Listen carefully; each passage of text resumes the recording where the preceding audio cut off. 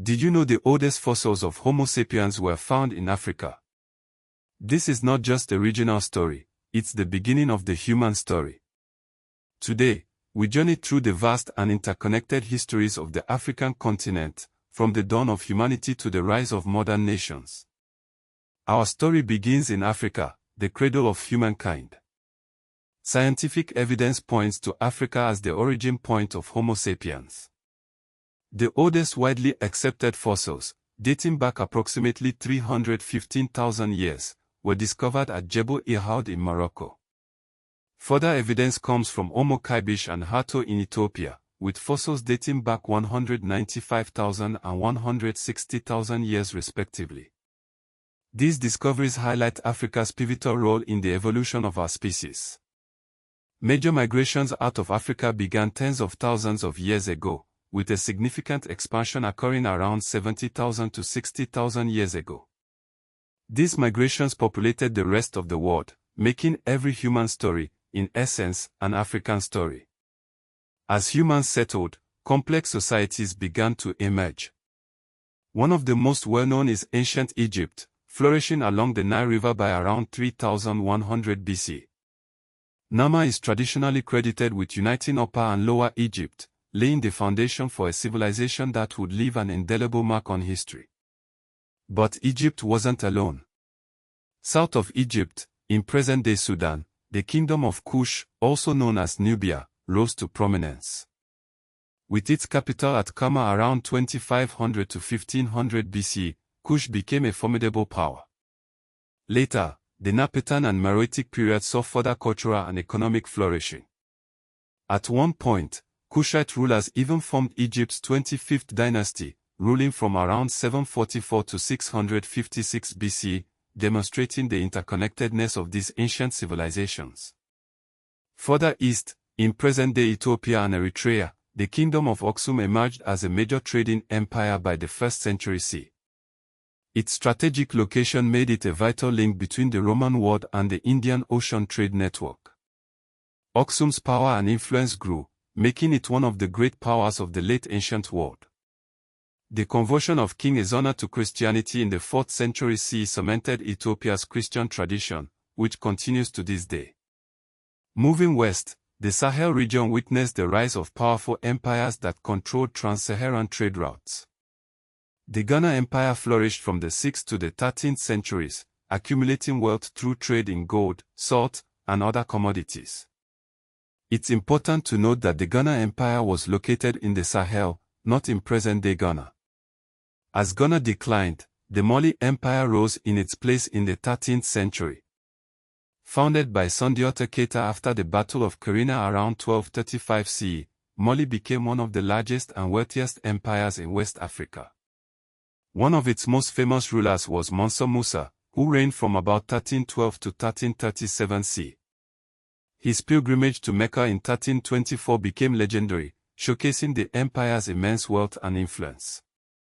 The sheer amount of gold Mansa Musa brought with him caused hyperinflation in Cairo, disrupting their economy for years. The Songhai Empire eventually eclipsed Mali in the 15th and 16th centuries. Under rulers like Sunni Ali, who reigned from 1464 to 1492, and Askia Muhammad I, who ruled from 1493 to 1528, Songhai expanded its territory and controlled vital trade routes.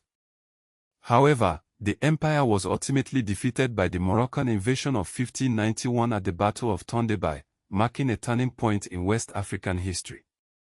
Along the East African coast, the Swahili coast developed as a network of trading city-states from about the 9th century CE onward. These city-states, such as Kilwa, Mombasa, and Zanzibar, acted as intermediaries between the interior of Africa and the wider Indian Ocean world, connecting Africa with Arabia, Persia, India, and later Europe. Further inland, Great Zimbabwe emerged as a major center between about 1100 and 1450 CE. This impressive stone-built complex likely served as a political and commercial hub, showcasing the architectural and engineering skills of its builders. In West Central Africa, the Kingdom of Congo emerged by the late 14th century. Its sophisticated political and social systems impressed early European visitors. The kingdom encountered Portuguese traders in 1483, marking the beginning of a complex and ultimately transformative relationship. In southern Africa, large-scale state formation included Mapungubwe, which flourished from about 1075 to 1220 C. Later, in the early 19th century, Shaka Zulu transformed the Zulu kingdom into a powerful military force, impacting the political landscape of the region.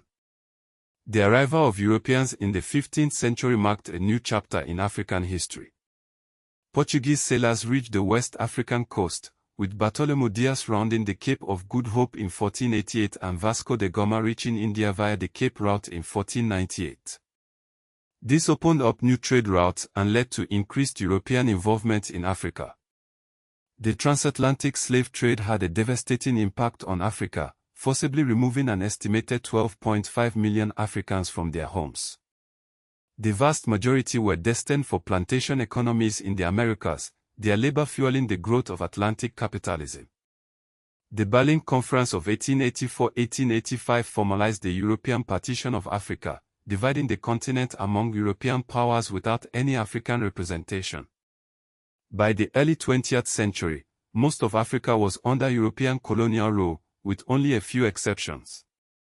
Ethiopia, under the leadership of Emperor Menelik II, famously preserved its independence after defeating Italy at the Battle of Odwa in 1896.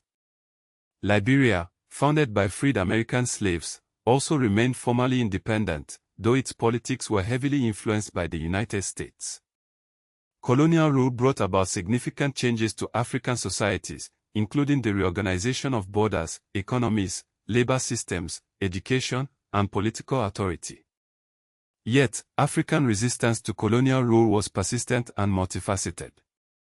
Acts of revolts, strikes, and organized resistance movements challenged European domination. The fight for independence gained momentum in the mid-20th century. Ghana became the first sub-Saharan African colony to gain independence in the modern era on March 6, 1957, under the leadership of Kwame Nkrumah. The 1960s are often referred to as the Year of Africa because 17 African states gained independence in that single year. The struggle against apartheid in South Africa was a defining moment in African history. The Union of South Africa was formed in 1910, but apartheid, a system of racial segregation and discrimination, became formal state policy after 1948. Decades of resistance and international pressure eventually led to the dismantling of apartheid, and in 1994, Nelson Mandela was elected as the first president of a democratic South Africa. Namibia gained independence in 1990, marking the end of South Africa's illegal occupation. In 2002, the African Union was launched, replacing the Organization of African Unity, which had been founded in 1963. The African Union aims to promote unity, solidarity, and cooperation among African states. From the earliest humans to the complex societies and the struggle for independence, Africa's story is one of resilience, innovation, and cultural richness. It is a story that continues to unfold, shaping the future of the continent and the world. Scene 1 Jebel Irhoud, Morocco, archaeological site at sunset, showcasing the landscape where early Homo sapiens fossils were discovered. No people, cinematic 8K.